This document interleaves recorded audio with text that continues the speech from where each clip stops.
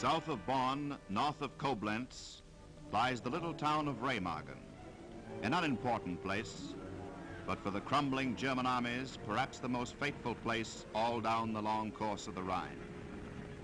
For over the battered Remagen bridge in mid-March, the only bridge captured intact, American tanks, trucks, artillery, and troops were pouring in a slow but steady stream.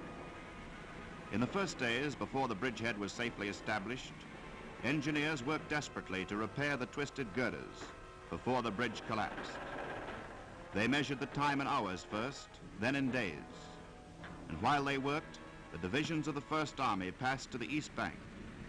And the Luftwaffe, desperate to make good the Wehrmacht blunder, flung in scores of planes. But it was already too late.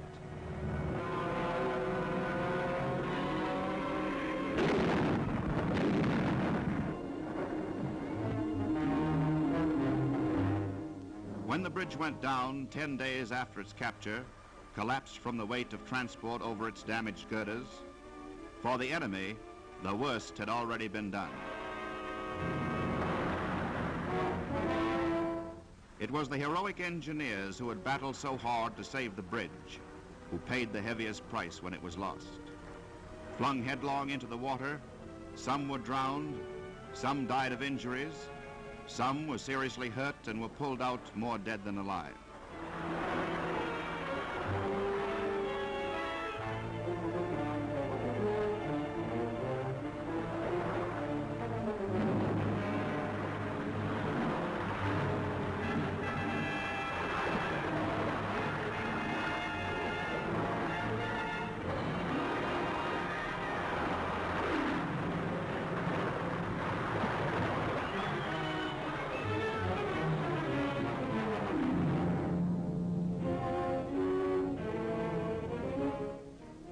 Yes, the bridge was lost, but other bridges had already been erected, and every man who could be spared joined in the job of rescue.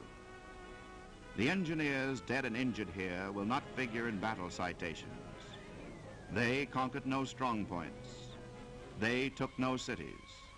They captured no prisoners. There were no battle stars for death on the Remagen Bridge.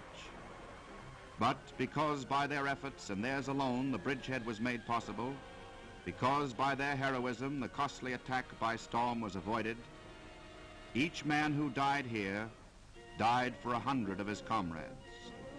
By however many hours or days or weeks they shortened the war, they shortened it for us all.